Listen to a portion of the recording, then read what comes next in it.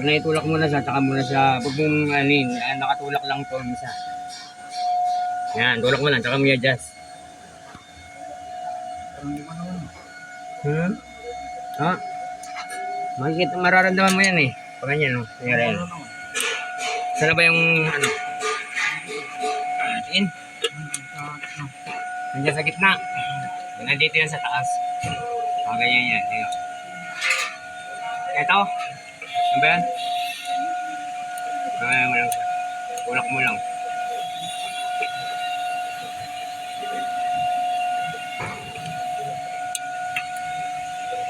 Makita. Makita. Nasaan na yung adjuster? Ayan yung adjuster.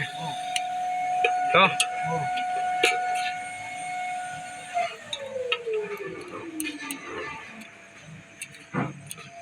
Meron yan. Posibleng wala.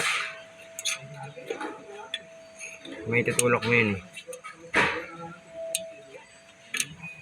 Yun. Baka hindi yan yung patulak. Yan o. Tapos i-adjust mo lang. Ayan o. Ano, dyan. Diba? O, saka may adjust.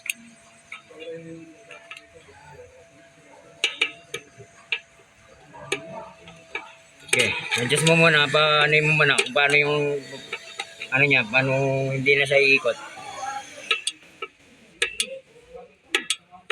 Paigpit yata yan. Basta umiikot siya, paigpit yun. Kapag hindi mo siya maikot, ibig sabihin nun.